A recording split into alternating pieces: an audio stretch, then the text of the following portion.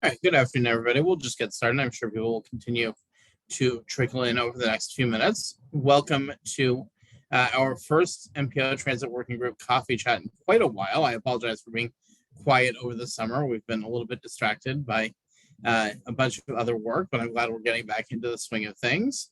Very happy to have our special guest, Chris Van Eiken from Transit Center, who we will introduce more in a little bit. For now, I'm just going to run a little bit through the guidelines for this meeting. So all of you have joined the meeting with muted microphones. Please rename yourself to include your first name, last name, and affiliation. To participate in the discussion, you can select the raise hand function, which you can find by clicking either on the participants button at the bottom of the screen, or a window will pop up with a raise hand button at the bottom, or in the reactions button in the toolbar. One of us will then call on you as a participant. When we do get to the discussion section, I do not anticipate there are going to be so many people here that it will be necessary to be so formal, so you can probably also just unmute yourself and go ahead at that point. If you are on the phone, you can use *9 to raise your hand. If you have any technical difficulties, please contact Logan Casey via the chat box or lcasey@ctps.org or 857-702-3706.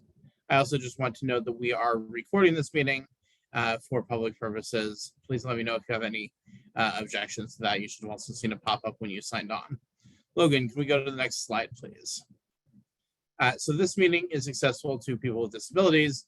Zoom products are compliant with exceptions with the following standards: Web Content Accessibility Guidelines 2.1 Level AA standards and revised Section 508 standards. If you require any additional accommodations, in order to participate fully in this meeting, please contact Logan Casey of MPO staff at lcasey@ctps.org or 857-702-3706. Next slide, please.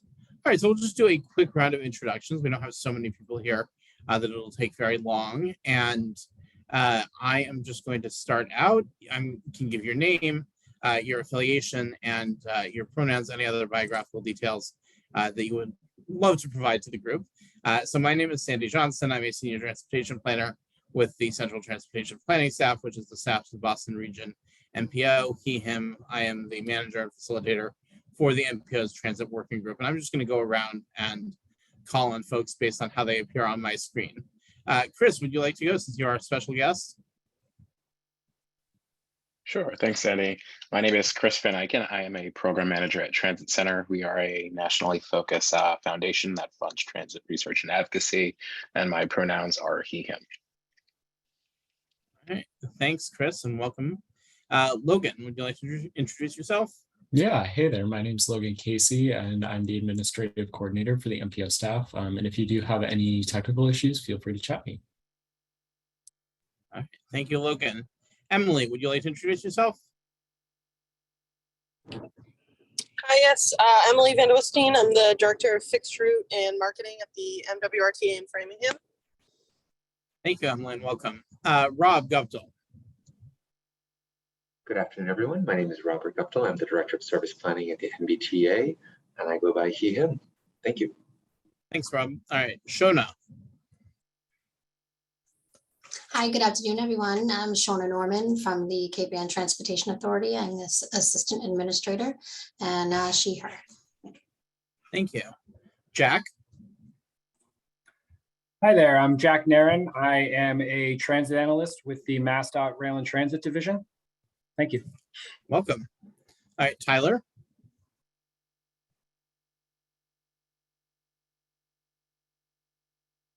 All right, we'll come back to Tyler.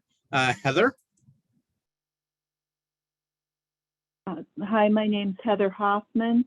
I'm just a resident of East Cambridge who uses the T, and that's assuming that they don't take every last bus and train away from us. All right, welcome, Heather. Karen Dumaine.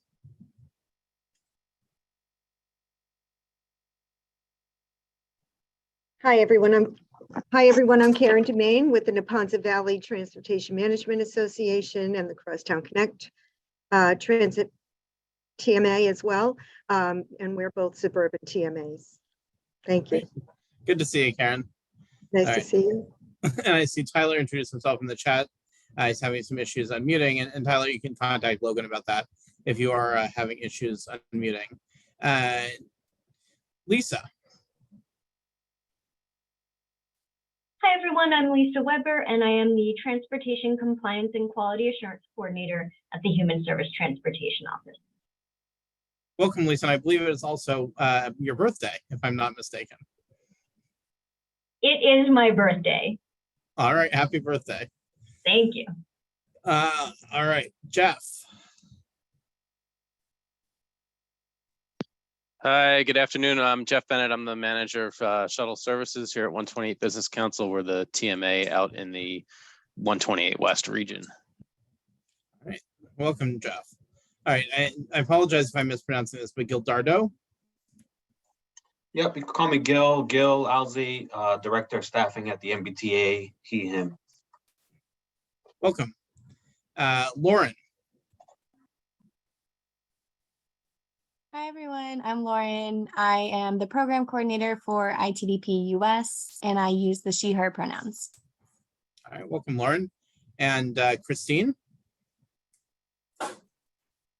Hello, I'm Christine Gorman. I'm Vice President at Jacobs. We're consultants doing infrastructure, and I'm she, her pronoun. Welcome, Christine. All right. I think that's everybody, but feel free to jump in if I have missed you. All right, so on the slide, we have our agenda for today in the left bound there. So Chris is going to give a brief presentation about the report that he and his colleagues at Transit Center have worked on. I'm going to put a link to that in the chat, and then there will be an opportunity for discussion, and then I'm going to take some time at the end to promote a couple events that we have coming up. So Chris, if you'd like to jump into it, and Logan can advance the slides for you. Great, thanks, Sandy, and nice to meet you all. Looking forward to presenting to you and having some discussion to follow this. Logan, can you take us to the next slide, please? Next slide, please. So the Operators in Crisis report was released last month, almost a month ago exactly, July 20th. And it's our attempt to sort of detail and synthesize what's happening across the country with bus operator shortages. We decided to pursue this research after reading about this in news stories, talking to colleagues in the field, talking to advocates, and just seeing that, you know, many agencies, big and small, no matter the region, are having struggles right now retaining and recruiting new workers. And it's beginning to impact agencies' ability to deliver service, and in some cases expand and modify service in ways to welcome folks back post-pandemic. This is a topic we had actually begin to look at pre-pandemic, and it was at the time more focused on job quality and looking at ways that we can improve, you know, how great it is to be behind the wheel or make sure that the job stops getting worse because it's been a slow slide. And we actually had an event on this where we had operators speak about their experiences, and we're planning on continuing it, but unfortunately we hit COVID in the pandemic and had to rethink our approach to this until recently. Next slide, please. And so we conducted this research by doing interviews first. We talked to agency staff, we spoke to union reps, we talked to transit advocates, and most importantly, we spoke to former operators. They were a great resource because they could be very, you know, blunt about what they thought the issues were with the job and how it could be fixed. They were no longer beholden to an agency or a union, and so they could really tell us the honest truth about the job. We also conducted desk research. We looked at lots of past studies on this. We looked at news items, and we looked at economic data to identify trends both inside the transit industry and outside of it. Next slide, please. And so just to give you a brief overview of our findings, you know, again, this is something that's affecting agencies of all sizes. An APTA survey found that fully 71% of the respondents were having trouble finding workers, and it had caused them to either cut service or delay service increases. The problem is multifaceted. There are many causes, but there's not one key driver, and they tend to manifest in different ways at different agencies, depending upon, you know, what the pressures are at that agency or regionally in the job market. The industry-wide shortfalls are not a surprise. They've been talked about for years. In fact, there was an Obama-era report from the USDOT, DOL, and DOE that projected this year across the country to be short fully 200,000 bus operators. And that number has not been verified, but just from the experience that agencies are having across the country, we know that it is in a crisis point and that a lot of agencies are really struggling with this issue. Next slide, please.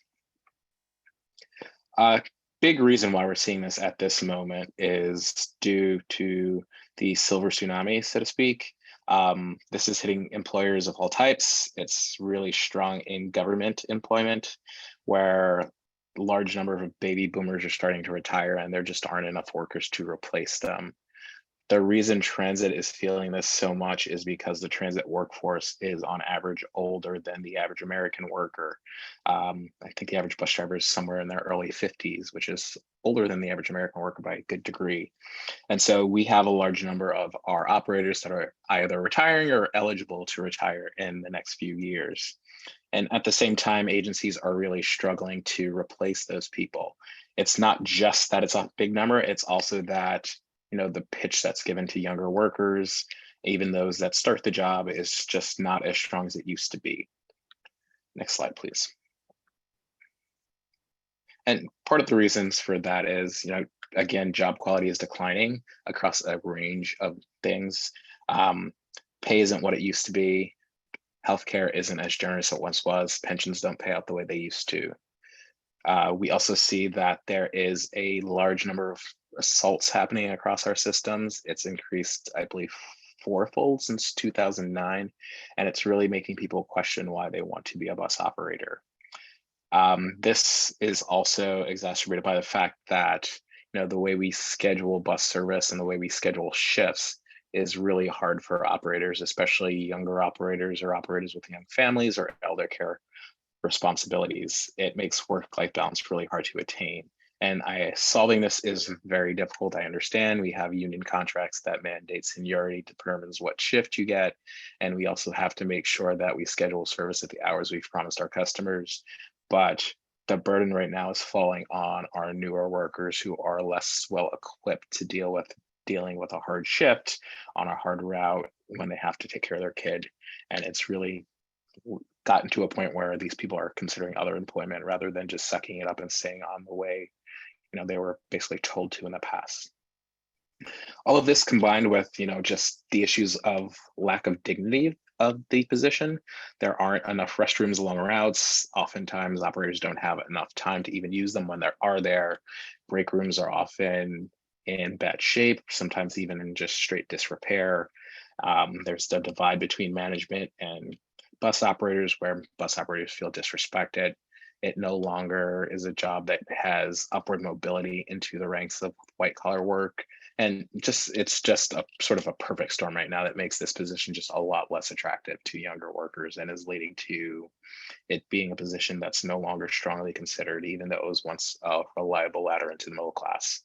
And here we show a few of our largest agencies and their starting salaries, where most agencies are in the mid-20s at this point, though we do have some outliers like MBTA and SEPTA and Philly that are in the low 20s, or in the case of SEPTA in the teens. We do know some agencies in the South and some mid-sized agencies in the Midwest have a lower pay point here, but they tend to be in lower cost of living cities at the same time. Our highest transit ridership cities are some of our highest cost of living cities in this country. And it's gotten to a point where many agencies don't pay salaries, at least to new workers, that allow those operators to actually live in the city or the service area that they're working in. Next slide, please. So this is a long-term crisis. It's something that's been exacerbated by COVID, not caused by it. I don't want people to think that, our job shortages will end once the pandemic is fully over and people feel safe again.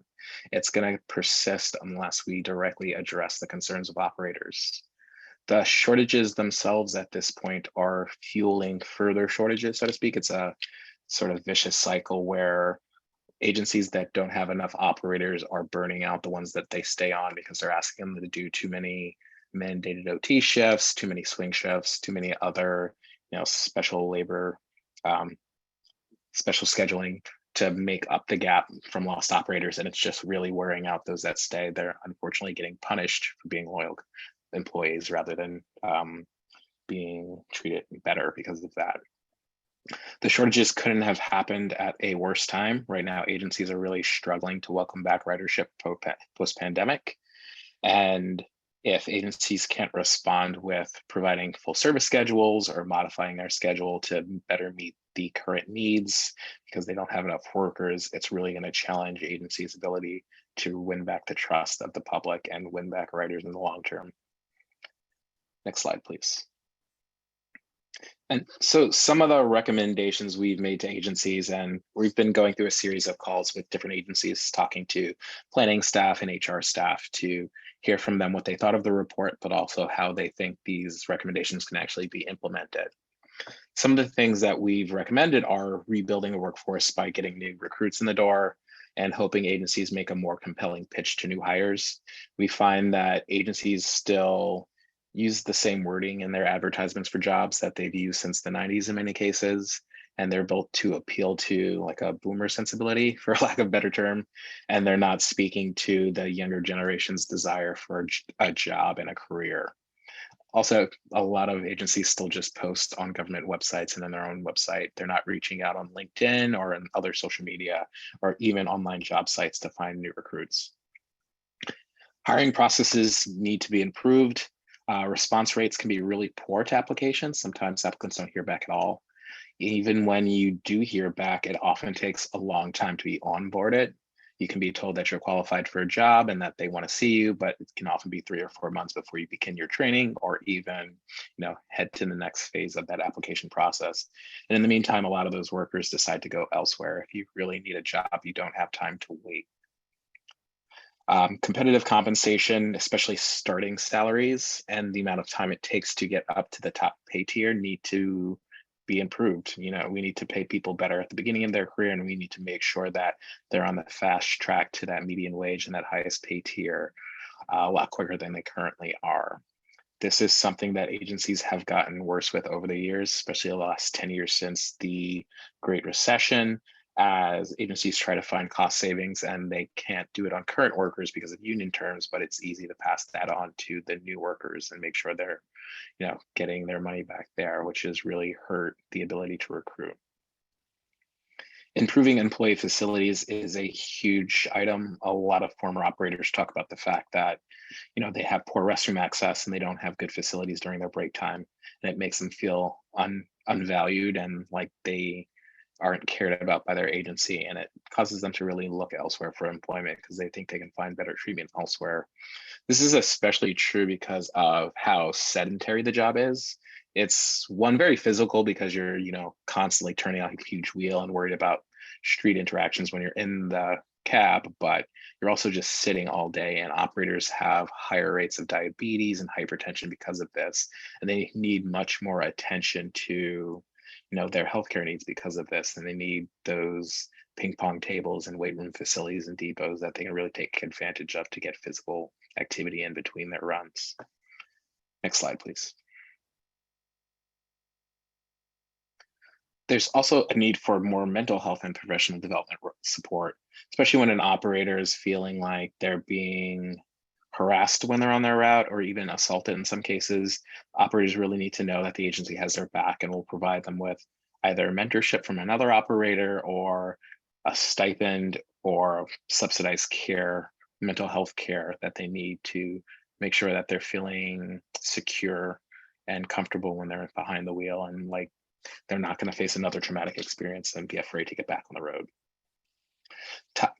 Tied to that is doubling down on operator safety. Agencies really do need to work harder to make sure that operators have secure cockpits and that they don't have too many responsibilities on their plate that lead to hostile interactions with the public. Fare collection is a huge driver of assaults and of fights with the public, and agencies should do what they can to ensure that it's less of a burden on operators to do that. There are a number of methods to do that. It could be ensuring that low-income riders have their low-income passes if it's available, and making sure they know how to get it. It could be doing off-board fare collection. It could be doing more free fares. It's a host of solutions here. We're pretty agnostic on how to do it, but making sure the operator doesn't feel like they have to be a fare enforcer while they're also driving the bus is a huge relief for operators, and will also help to relieve the amount of assaults on them. Providing flexibility in scheduling is a huge request we hear from operators. Operators feel as if they have a life challenge. They can't change a route with another operator. I know there's huge logistical challenges to doing that, but operators do want to see job flexibility the way, white collar workers do, because they have life things that come up and need to be able to take care of them. Lots of younger operators also want the ability to not get the worst pick all the time. And I know this is something agencies can't fix without union help, but finding ways to encourage the most experienced operators to take some of those harder routes at the worst times would be a huge relief for younger operators and help with retention. And lastly, we just encourage agencies to talk to their operators more often, and not just about you're doing this wrong. Lots of operators feel like that's the only time they ever hear from their agencies. Agencies should be way more proactive about just talking to their operators, even doing surveys or having a dedicated point person that talks to them constantly about their concerns and delivers their feedback back up the chain to make sure that if there is an emerging crisis amongst your workforce, before it happens. Or even if you just can do something to make folks feel better and more positive about being at the agency, it's a huge help, and it will help with retention. Next slide, please. So as part of this work, we're not just talking to agencies and DOTs about what can be done to help this. We're also talking to government reps, mostly at the federal level, but we also have some state level interactions, and we're asking states to do more funding of their transit operations. Lots of transit advocacy groups ask for this all the time, and so do transit agencies. This would really help give flexibility to agencies to raise their wages and to provide more service with more operators.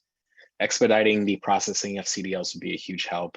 In some states, this is a very long process, and it really impacts the agency's ability to bring on workers quickly. And the development and allowing agencies to develop second chance programs and allowing formerly incarcerated people to get behind the bus, given that they satisfy certain requirements and maybe even go through special programs, would also help with recruitment. Next slide, please. So what role can the federal government play? We've actually spoken to the federal government about this report. We had a great meeting with the FTA last week, and they're starting to move on some of these things. First and foremost, we would just like to see public and media appearances by Secretary Buttigieg and other agency leaders discuss this issue and bring attention to it.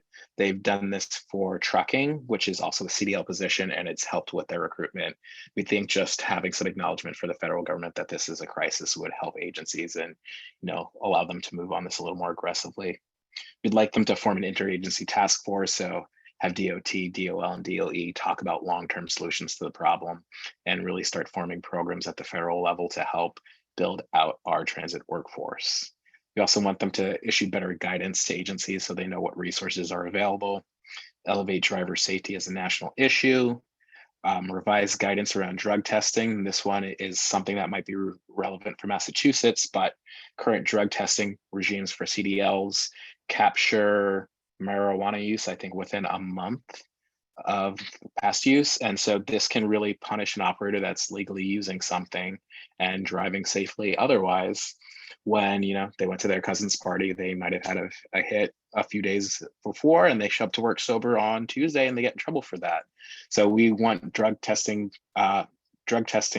guidance revised to allow for tests that don't capture such long-term marijuana use and allow operators to really take advantage of the freedoms that they legally have. This is something that really impacted operations in Denver. They were seeing that a lot of their new recruits weren't willing to give that up for a job, especially when they could go elsewhere and find the same pay and still be allowed to do that. And lastly, we are calling for a national advertising campaign for the recruitment of operators and mechanics. This is something that the FDA is working on, and the Transit Workforce Center is funded by them to do this. And it's something to look out for. They're going to be giving materials out to agencies and other groups, just basically showing the correct ways to build ad campaigns around the job. So look out for that. I can share that with Sandy when it comes up, so you all have that resource. Next slide, please. Just want to thank you all and take any questions you may have and welcome discussion. Yeah, thank you, Chris. And the drug testing issue is definitely something that has come up in previous meetings with this group as a considerable barrier here in Massachusetts.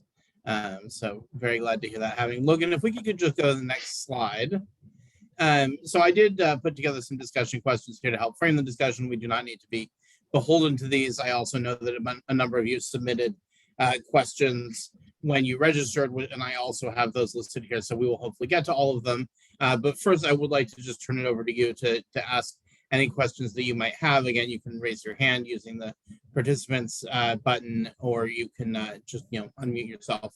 So let's start with Rob. I see you have your hand up. Thank you. So hello, everyone. Again, my name is Robert Guptill. I'm the Director of Service Planning at the MBTA. So right now, we are in the midst of doing planning for a bus network redesign. And one of the issues that has come up when we've talked with bus operations in some of the routes that we have thought about is the length of bus routes, with the concern being voiced that some bus routes are too long, that for an operator to sit in the seat and have a one-way travel time of 45 minutes or an hour and 15 minutes or whatever it may be. There are varying opinions on what is too long, and certainly the impact of the driving conditions when you're traveling is part of that factor. So it's not just the time that you are behind the wheel, but how much stopping and starting. Is there transit priority that's helping you get through these trips, all those types of things. But I was wondering if any of that had come up in any of your research, because we certainly, as we've thought about bus route length, longer routes do provide greater connectivity, more one-way trips for people, less transferring. Those are benefits, certainly, that longer bus routes do provide. But the trade-off is certainly there for bus operations. And we certainly had looked at other properties across the country and seen that MBTA bus routes are traditionally much shorter than a lot of bus routes throughout the rest of the country. So I was just wondering, Chris, if the discussion about bus route length had come up in any of your research. Thank you. Thanks, Rob. So it did. It typically didn't discuss it in so far as physical length. It was more about, there's so much traffic. We sit in traffic all the time. We don't have time at the end of the run because we got stuck behind XYZ vehicle on this run. And so I think, and one of the things we recommend in the report is to do what you can to make sure route lengths aren't too long in time. So having bus lanes, have off-board fare collection, utilize TSP when you can. Because I think operators don't really think on it's this far away that's going to make me lose my break at the end. It's more it's this much time away. It's going to make me lose my break at the end. And especially in a city like Boston, you could go very short distance and it can take a very long time, even if you can clearly see it from the other end of the corridor. So I think it is a real concern. It's just more about the level of traffic congestion and how long it takes from point A to point B.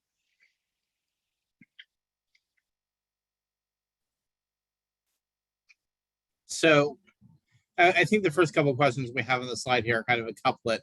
If there's anybody who'd like to share about what difficulties and challenges your drivers and operators you've heard are experiencing, but also what successes have you had maybe with improving working conditions, with improving retention, if anybody would like to share anything along those lines.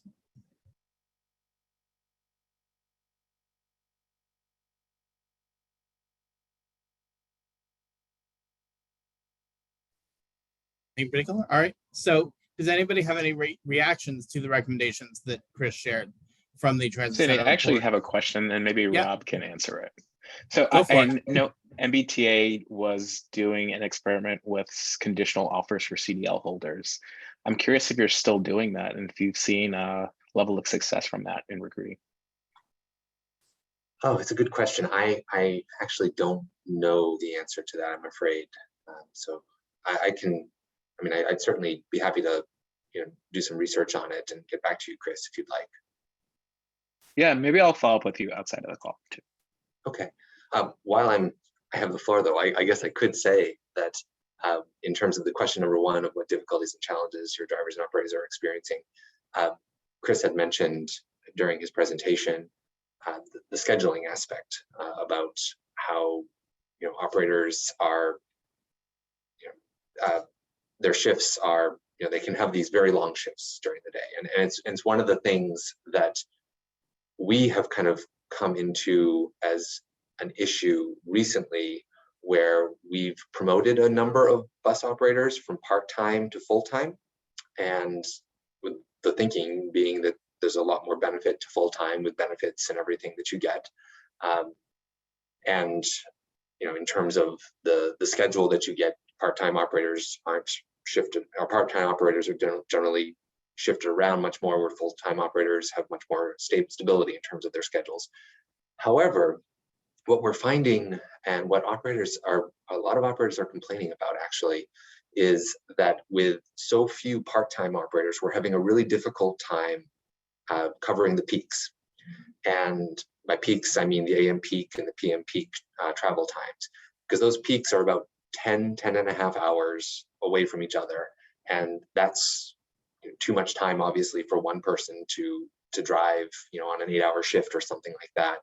So what we often tend to be doing is having these full-time operators have their morning shift and an afternoon shift, but there's a gap between those two shifts. And sometimes it's quite substantial. It's like 3 or 4 hours. And we've heard that operators, they've complained about that. Essentially, there's not enough time for them to go home, not enough time for them to really rest and recuperate from it. They're stuck at the facility, and there are amenities for them there, but they feel that it really creates a very long day for them. And it's been an issue and something that they've asked us to change, but we're kind of in a tough place because we have very few part-time operators, or we have fewer part-time operators now because we've promoted so many of them to full-time. Yeah, thank you for sharing. Certainly, I know in my research that I've done in the past on transit scheduling issues, the split shift issue has been a challenge for decades. And it's not that agencies have really successfully contended with, I think, in a lot of cases. Karen, I see you have your hand up. Yes, I do. Thank you. First, before I go on some of the successes that we've seen, I do want to express the fact that, yes, we definitely need to expedite the process. We're in agreement that we definitely need to expedite the process of the CDL licensing, and trying to get those moved forward more faster, because it is quite a challenge for bringing on drivers at times. But some of the successes that we've had, with transaction, is increasing the wages significantly has helped with recruitment of drivers. And we've been passing out gas cards to all of the operators, especially with the increase in, the fuel prices. And also, that's helpful too with the split shift operators, those, that are doing the mornings and the afternoons. It's really fortunate for them to come to the office, go home, come back in the office later in the afternoon, and come back home. So having those gift cards, those gas cards are helpful. And, remaining as flexible as possible is really, another, good variable to, recruitment and retention for drivers. And we also do try to make sure that we do have amenities on hand on site when, at the office, food, drinks, things that they could take with them, but fruit, healthy foods, healthy snacks, as well as, regular snacks and foods.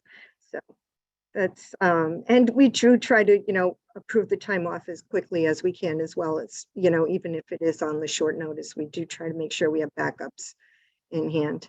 So those are just some of the things that I could think of offhand. Thanks. Great, thanks for sharing, Karen. All right, Jeff, go ahead.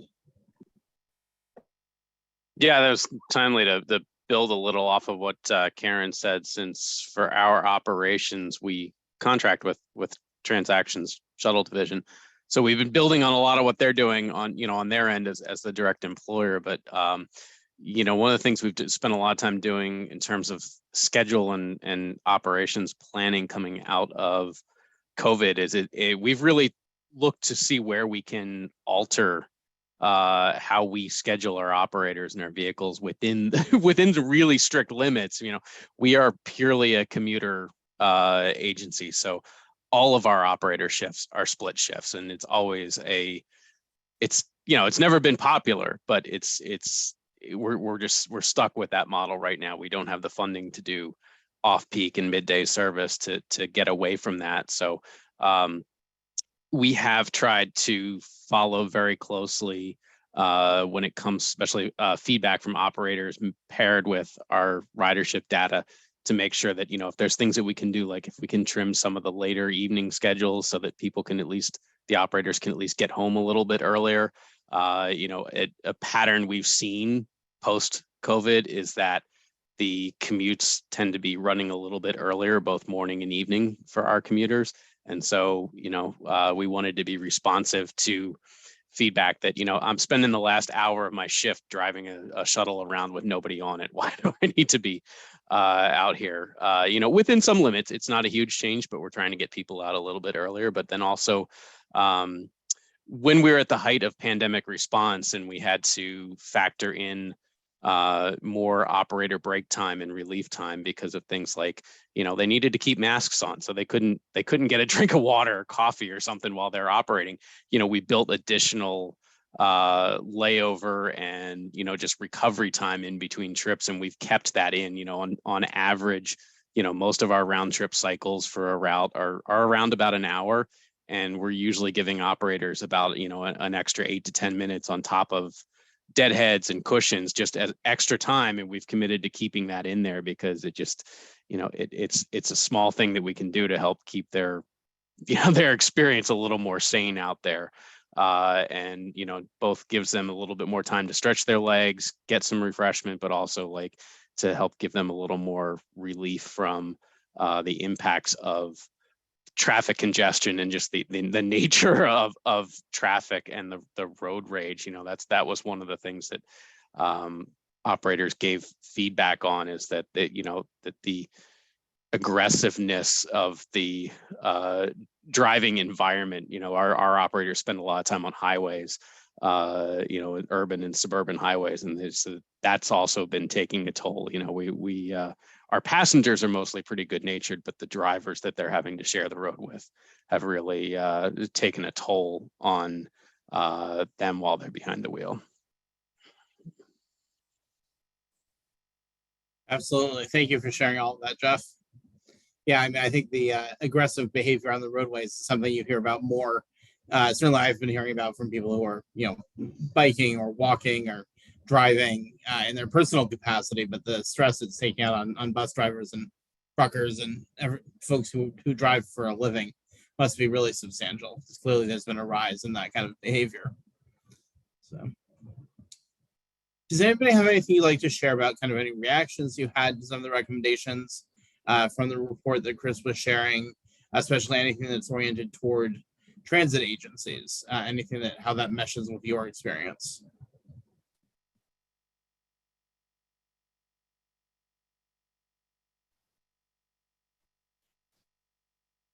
Hi, I would just have to say that it's unfortunate as a career opportunity for the bus drivers that they don't see an opportunity to grow a career. A lot of folks that are in the MBTA that are part of the operations leadership have all risen up through the ranks. And maybe it's more so in subway and commuter rail than in bus, but it is a great career opportunity, and it would be good to see how the MBTA could promote this career path for people to rise up from a bus operator to, a system operator, and then into other positions. Yeah, thanks, Christine. Chris, am I remembering correctly that you said that that was something that used to be more common at agencies and has become less common in recent years? Do you have any idea why that might be? Yeah, I don't think there's any one driving cause to theorize a bit. I think it's, a lot of planning departments. Now you see lots of college folks, in many cases, people with master's degrees doing lots of the scheduling and planning. And I think that over time, there's just been a professionalization of planning that has discouraged people to promote operators into those positions. There's still opportunities to be supervisors and other things, but a lot of planning and scheduling used to be done by former operators. Yeah, I will say, so again, this is Gil, Director of Staffing at the MBTA. As part of our process, we, even during our interview process, we make sure to involve folks who have moved up in the ranks and started as bus operators. And before we even begin the interview, those individuals walk through their experience on the career track and career opportunities available. So that's still, I think for us, it's still prevalent that you're able to move up, maybe not necessarily into planning positions, but it's a key feeder pool for us. If you want to become an inspector, an instructor, division chief, superintendent, so on and so forth, you can only come from those ranks. So there's still a lot of great opportunity. And we try to sell it to them. It's just it's a difficult demographic when they're focused on the now. It's a large immigrant population where they're focused on now. How am I going to feed my family today? Not necessarily thinking 10, 15 years from now. So it's quite a balance that we try to keep in mind. Thank you, Gil. That kind of insight is very helpful. And of course, I think famously, it's even been in the newspapers recently that the MBTA recruits dispatchers on the rail side from the operator pool because there's a shortage of those, and it takes time to find the right people in the operator pool as well. And so this is a question as much for Chris, I think, as for the crowd, which is, how can other entities, such as municipalities or an MPO, support the transit workforce and agencies in developing the transit workforce, right? You have recommendations for states, for agencies, for the federal government, but is there any role for our municipalities, our TMAs, our MPOs, the kind of interstitial organizations in that process? Yeah, I think a great role for municipalities especially is, starting to connect agencies to community colleges and high schools and start to build a better pipeline for these workers. Here in New York, we have a high school that it's a transit high school, so it prepares their students in their extracurriculars for jobs in transit. Lots of those students go towards maintenance just because that's something you can do at the MTA right out of high school, but it's become a feeder for the MTA to recruit young workers. LA Metro is also developing something similar. They're just having their first class start right now, actually. In Miami, there's also a program with local community colleges to encourage, while you're there, get your CDL, learn XYZ, and you can come drive for us after. A few agencies do these type of programs, and I think municipalities can really help their transit agencies by making these connections. And MPOs also have lots of resources they can use to help recruit across a region. They could help place ads in places and other functions. It depends upon how active the MPO is. Not every MPO is as active as you are. So it really depends upon what your specialties are and what resources you have to lean on. That's awesome. Transit high school sounds terrific. Well, I do know that the MBTA and MassDOT do feed into Madison Park High School, and they do offer internships and co-op programs to students that can get hired right directly out of high school. There's also Roxbury Community College, I think, is another direct feeder where they support internships and co-op programs. That's great. Yeah, great. So I wanted to turn to some of the other questions that came in through the registration form. And then Karen, so I'm going to, actually, Karen, you have your hand up. Let's go to you first, and then I'll turn to those questions. Karen, go ahead. I just wanted to just go back on the challenges of, increasing and improving, positions within the company, hiring from within. to better, management positions. Right now, it's unfortunate because of the critical driver shortage that you'll go more short-staffed in the office. But, we'll promote from within as much as you can. But right now, there's so many people that have to wear so many different hats in order to accommodate and, be able to, um, feed into some of these, shortages that we have. So I guess I didn't know to. Yeah, well, Yeah, sharing Karen, I would say, resources. Oh, sorry, go ahead, Chris. yeah, I would say related to that, I did speak to one operator that very much wanted to learn how to move on to office work. He was doing college courses and wanted to do an internship when he wasn't doing his runs, and the agency just couldn't accommodate it. And the union itself wasn't a big fan of him doing an internship while he was driving.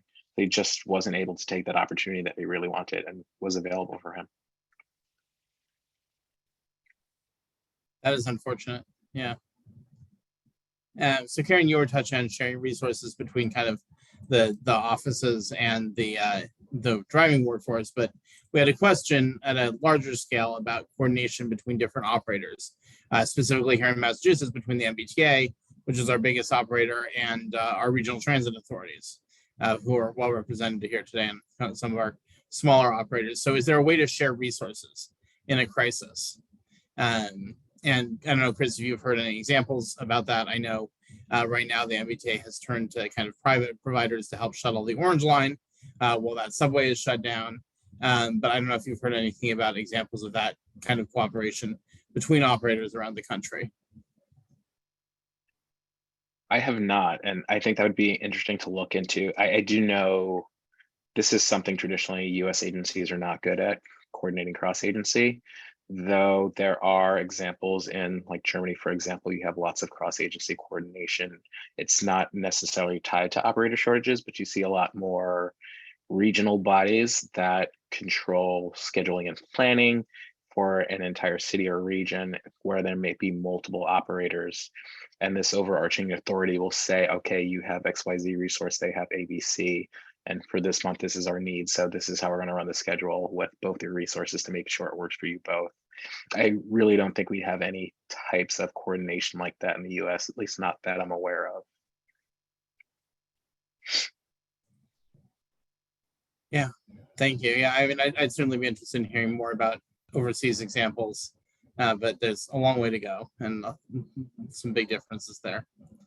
So we also had a question specifically about childcare and if there are examples of transit agencies that have helped to provide operators with childcare. So there are. The issue here has been it's hard to scale it. Childcare also has shortages right now, and it can be very difficult to find providers. LA Metro has worked on doing this. They provide it in their HQ, but knowing LA's geography, it's very spread out, it's very sprawling. It's a really hard resource for operators to access, even though it is available to them because they often live far from LA Metro headquarters. And getting that out to all the depots is a challenge that LA Metro is trying to figure out now. Again, it's going to be hard to scale because of childcare worker shortages, and also just the fact a lot of operators don't live close to their depot too. At least they're driving there every day so they can drop their kid off when they get there. But it's been a challenge. I think, unfortunately, labor shortages aren't unique to transit, and it's impacting transit agencies' ability to deliver some of the services that their workers need to them. So you mentioned that a lot of drivers don't live close to their depots. Do you know of any examples of agencies or unions that have tried to coordinate people specifically working near where they live? I know LA has pushed for it. I haven't looked over their new contract negotiations. They just settled on a contract, but I know there's lots of conflict there between, maintaining the seniority picks and maintaining and sort of going to this more geographic based system. But for the most part, I know operators do try to pick close to them. It's really hits the younger operators. They get the last pick where they just don't have an opportunity to pick the closest depot to them. So they end up driving a lot further. Yeah. All right. Well, are there any other questions, comments?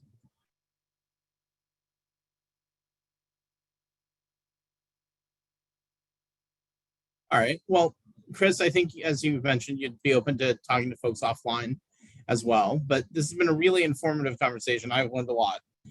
So thank you to everybody for contributing. Thank you especially to Chris for his second presentation to this transit working group. Love to have you as a repeat guest. This is great. So we will wrap up the conversation. And Logan, if we could go to the next slide. Just wanted to plug a few upcoming events. So one of the other things that I'm doing is running a study on travel demand management and whether the MPO should be involved in that, and if so, how. So we have an open house for that coming up next week. I'm going to put the link in the chat. It's also on the slide. And then there's also an upcoming meeting of the full transit working group, which is going to be next month. And that is September 20th, excuse me.